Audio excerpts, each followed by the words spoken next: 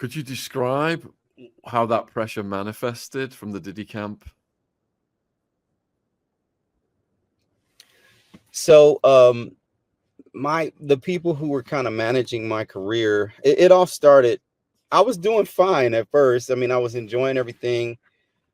We were creating music, and I guess a lot of sacrifices were made for me to come there and to for those doors to be open, right? And so it's kind of like you said, it's kind of like loyalty. It's kind of like, okay, this is a once in a lifetime opportunity. We're going to open it up for you, but you're going to have to, do everything we need you to do. So there was a party happening in Vegas. Now, at this point, I'm about to probably crack because the internal conflict is like red hot. Like, I mean, every day that I wake up and I'm in this world, I'm thinking about it, man. I need to be like pursuing God and pursuing the things that God would want me to do with my giftings. And so we go to this party in Vegas, and everybody in the music industry is there. Anybody who you would want to see or hang out with, is everybody's there. And I'm just crying like a baby, man. I'm in a bus stop on the Vegas Strip because I just can't take it anymore. And I just, at that point, I made the decision, hey, I'm gonna walk away from it all. And I'm in a bus stop on the Vegas Strip. People are walking by me and they're looking like I'm a homeless guy, and I'm crying. And I call my dad and I explain it to him, and I explained to him that I need to get out of there. He bought me a plane ticket and I flew out. I flew to Houston, and I started getting the phone calls. Hey, where are you?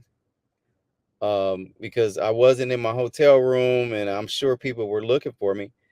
And I fly out and the phone call started.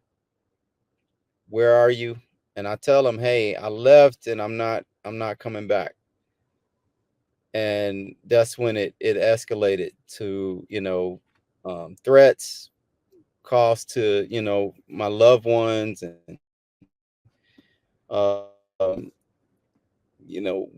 they knew the church that I went to, and so the church started. I didn't go back to the church because I just kind of wanted to hide out for a while, but they said that some people showed up there looking for me, and so I was just getting a bunch of calls that were very, very alarming and really very terrifying at the time.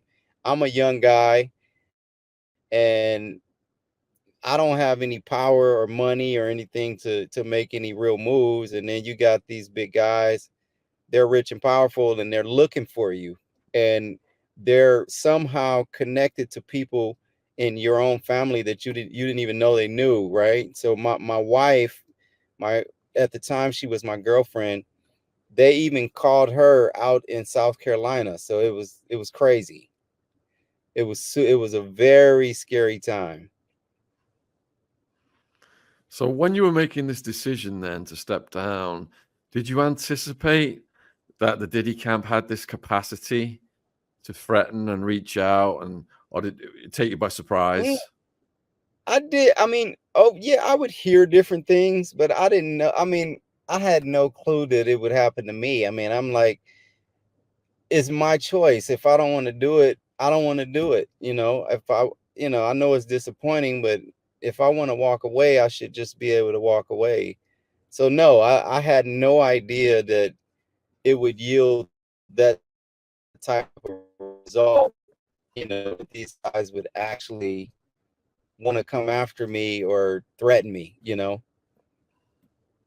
When you said you'd heard certain things, what level of things were they? I mean, you're around rappers, you're around, people who came from, lifestyles of, gangs, drugs, now you're around people who live that life, but they got a lot of money. So we know that money will only magnify the person who you are at the core. And so, yeah, you're around that, you hear the stories, you hear, you know, you hear those type of stories, if you know what I mean. Yeah, we all heard the story of Tupac and Biggie and the East Coast versus West Coast, and that really escalated, didn't it? Absolutely, absolutely. But again, I'm just a small guy, so I'm like, why would just go with somebody else? I don't want to do it anymore. So we've got 3,000 watching live right now. Thanks for you for putting questions in. We're going to get to them. We're just going to let Rod continue to tell his story. One of the things that's coming up, though, is they're asking what, can you remember what specifically they said to your family members? What scary things they said? Well, I think the main phone call was to my mom, who was in Toledo, Ohio at the time, and she called me and said, "Hey, some guys called here looking for you, and they sound pretty upset." My mom's a really sweet lady. Like, that was crazy for me. I didn't want to tell her the weight of it, so I just told her, "Yeah, hey, I'll call them back. I'll get back to them." But I didn't want to tell her the weight of it because I didn't want to alarm her as to what was really going on.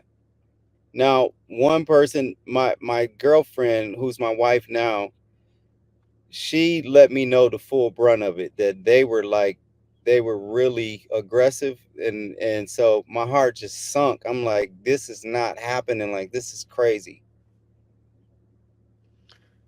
How long did this period of threats last for, and how did it de-escalate? Honestly, I hid for probably like a month. My dad, he lived in a place in Texas called Brazoria County, which is kind of rural south of Houston, an hour and a half. And it was kind of just country land. And he lived out there, and he had a garage apartment. And so I dropped everything. I didn't care about anything. I just dropped everything and went out there and stayed for about a month and just prayed with him every day. He was a pastor, and we prayed and we believed God, and the cause subsided. Everything just kind of stopped. So it sounds to me like you had faith that God had your back, and you Yes. would, you would get through this. Yes. Yeah. How did it start to die down on their end then? Did the threats just stop, or did they phase out slowly? Yeah, so it just kind of phased out. I just stopped getting calls, and every day that I didn't get a call, or I didn't hear somebody else say something, hey, these guys are calling, it was a little easier and a little easier and a little easier until finally, everything just stopped. Was your anxiety through the roof for that month, Oh or? my God. Yes. Yes. I was praying every single day, Lord, let it stop. I won't do it again. I won't go back. Please just let it stop. Whereabouts in the story did the cookies come into it? So after that, after everything stopped, and I'm sitting there in a small town in Brazoria County, Texas, I um I'm still like, I still want to do music, right? I still have this gift that I'm so used to. I live by it. I live by the music. There will be days, I remember staying awake for like 4 days straight, um, just trying to perfect a song that we were working on.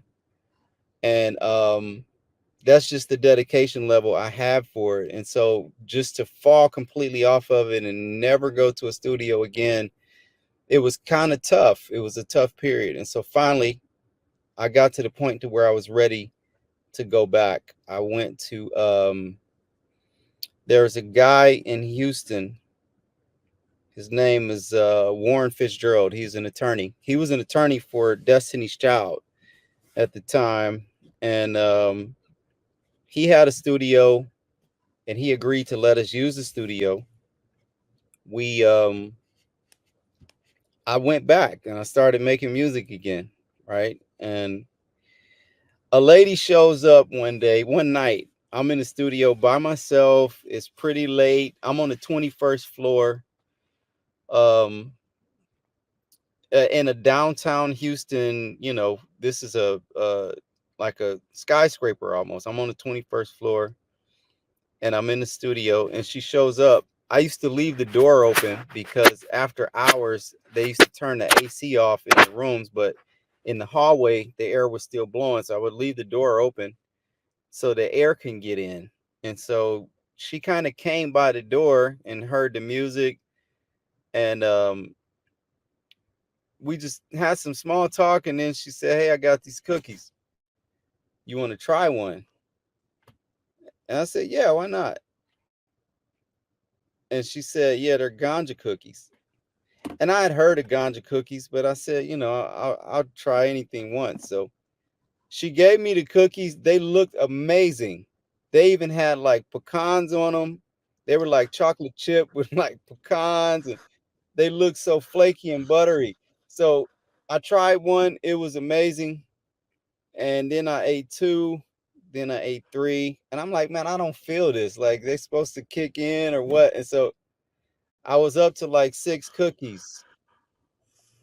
And then all of a sudden, like everything I said or everything I did, it started doubling. Like I was just like a slinky. I was like hallucinating.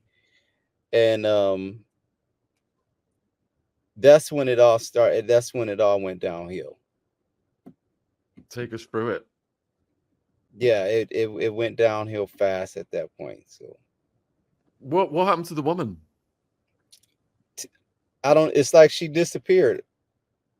I never seen her again. Never heard from her again. I just like as soon as she gave me the cookies, she vanished. Okay, so you go on this journey now into these realms, and Yes, what are in these realms? Demons? absolutely. So I'm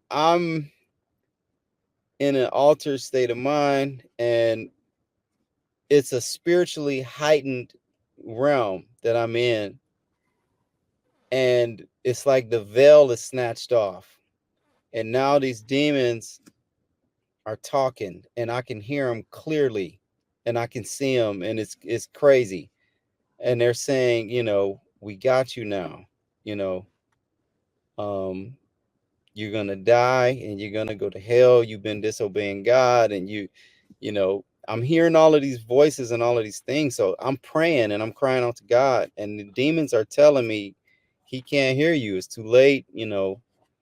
We got you. So now I'm really afraid. I'm having the biggest panic attack in the world. And so I knew that I felt myself going out. And so I said, if I could just make it to the elevator, at least somebody will be able to find me there if I go out.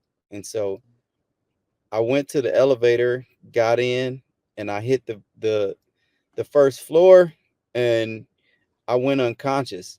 Um, Now the whole time I'm unconscious, I can still hear the people around me. The security guard found me, and he called 911. The paramedics are there, and they're like running tests. They're trying to get me to a hospital, and I could hear their concern, and they're like, man, this guy's too young to have blood pressure this high. And they were saying that my veins in my neck was like jumping out of my neck. And when I got to the hospital, they're running the EKG machine or whatever it is, and they got tubes and everything's going crazy. And one thing I remember the doctor saying is, we don't really see anything physically wrong. It's got to be mental. And that was terrifying in and of itself. That was crazy. I thought I had lost my mind. I thought I had a mental breakdown. And so after a while, though, as I'm there in the hospital, I'm in St. Joseph's Hospital, downtown Houston.